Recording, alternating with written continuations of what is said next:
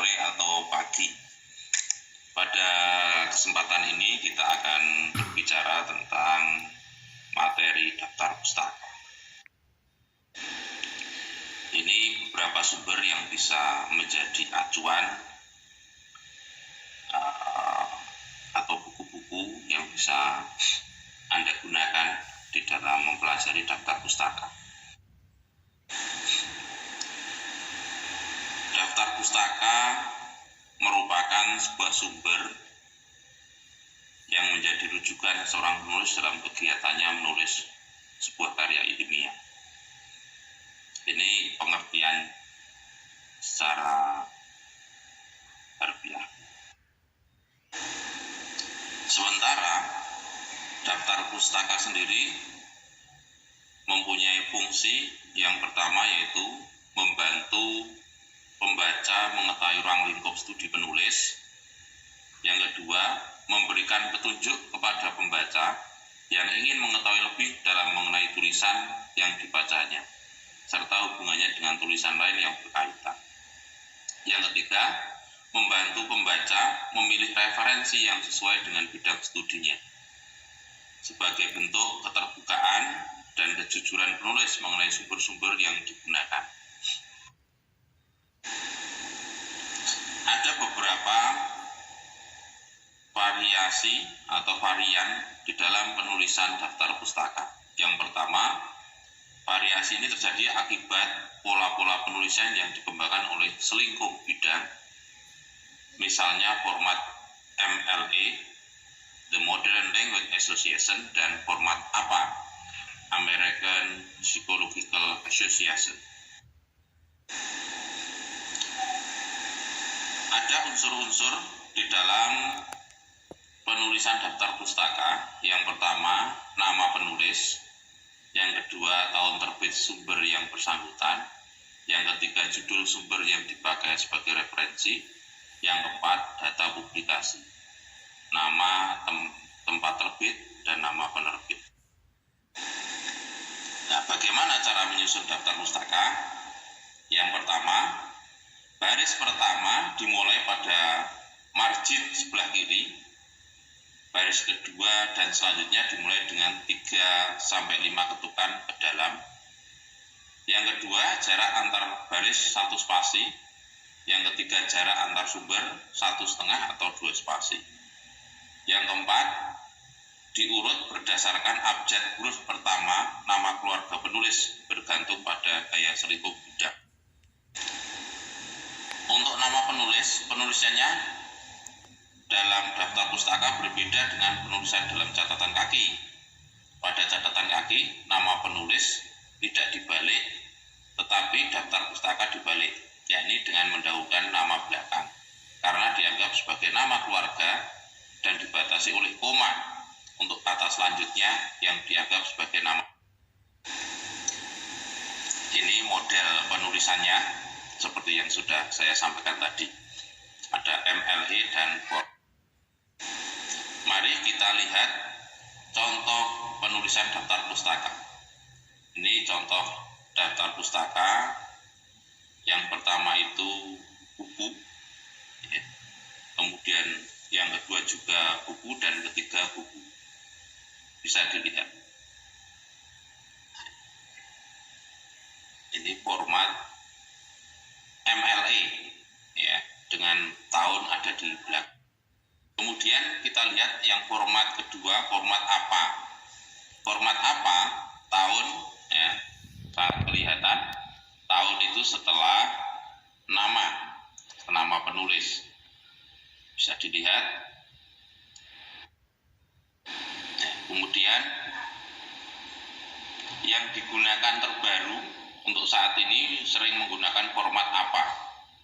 Nah, bisa dilihat cara penulisannya. Jaraknya itu 3,5 ketukan, bisa dilihat seperti itu.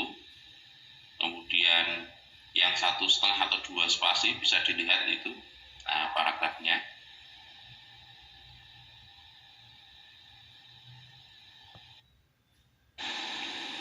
Perbedaan penulisan. Nah, ini bagaimana cara menulis daftar pustaka apabila penulisnya itu 1, 2, 3, dan 4. Kalau penulisnya 1, maka tinggal dibalik.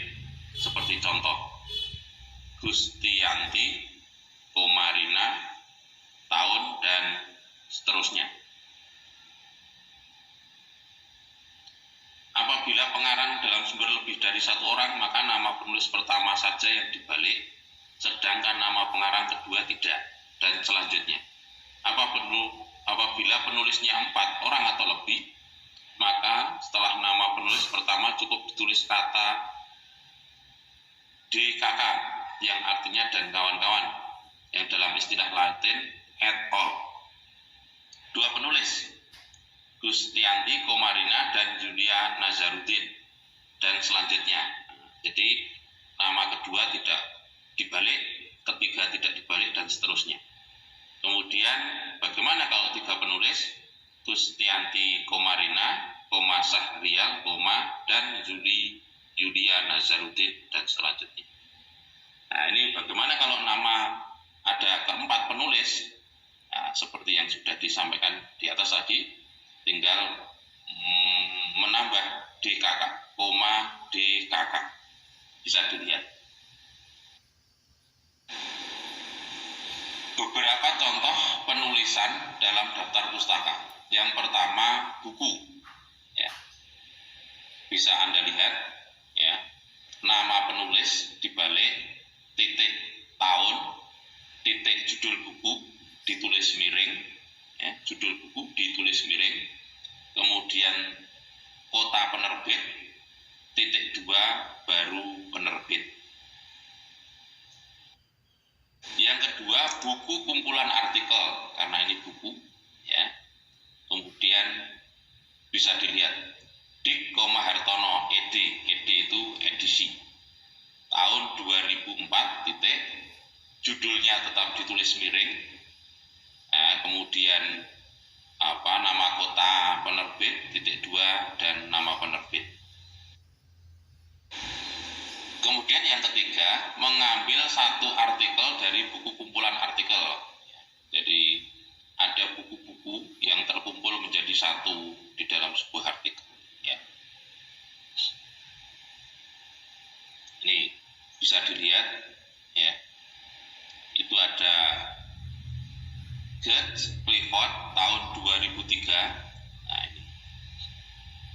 ini artikelnya, judulnya Cendekiawan di Negara Berkembang, ya, karena artikel menggunakan titik 2, baru judul bukunya itu yang ditulis miring. Jadi perlu diperhatikan, kalau artikel judulnya menggunakan titik 2, ya, tanda petik 2 itu kanan kiri. Kemudian kalau judul buku itu ditulis miring. Artikel dalam jurnal, nah, ini karena artikel judulnya menggunakan tanda petik 2, bisa dilihat itu. Karena jurnal itu menggunakan itu 1 dalam kurung 1, kemudian halaman itu biasanya volume 1 dalam kurung 1, kemudian halaman. Majalah atau koran, nah, ini bisa digunakan. Nah, Anda dapat dilihat itu pengarangnya, kemudian judulnya, ya, karena majalah atau koran itu juga mengandung artikel, maka menggunakan tanda petik 2, bisa dilihat, ya. Kemudian koran tanpa penulis, ya, koran tanpa penulis bisa Anda lihat, ya. Itu koran tanpa penulis, korannya namanya Kompas, tahun terbitnya, tanggal terbitnya ada, judulnya artikel ada, nah, itu, ya, itu bisa digunakan. Tapi jangan sampai salah, yang Anda tulis koran tanpa tulisan, nah, itu malah lucu, ya. Nah, kemudian karya terjemahan, ya, karya terjemahan itu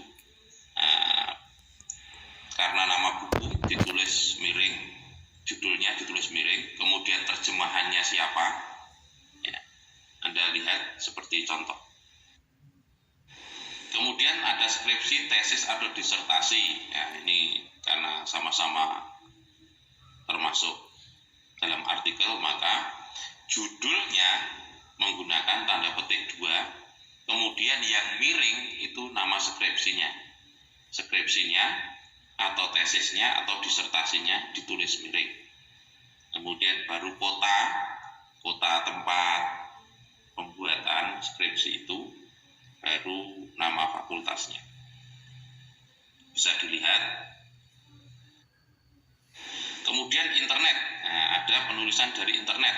Nah, jangan lupa kalau dari internet tetap menuliskan penulisnya dan tahun itu diterbitkan. Kemudian karena artikel menggunakan tanda petik 2 untuk judulnya. Nah, kemudian dicantumkan juga online atau offline, ya. Setelah itu halaman webnya juga dicantumkan, dan juga ketika mengambil itu jam berapa dan tanggal berapa harus dicantumkan. Jurnal kemudian ini. Jurnal. Nah, ini jurnal ini sekarang yang sedang in atau sedang keren itu menggunakan jurnal, ya. Karena jurnal itu artikel, maka judulnya itu menggunakan tanda petik 2, ya. Kemudian yang setelah tanda petik 2 titik, jangan lupa nama jurnalnya dimiringkan, ya. Nama jurnalnya. Terima kasih. Itu saja, semoga bermanfaat. Jangan lupa selalu latihan, berlatih, jangan malas untuk berlatih, karena ilmu akan semakin kuat jika Anda selalu berlatih dan terus berlatih tanpa lelah. Terima kasih.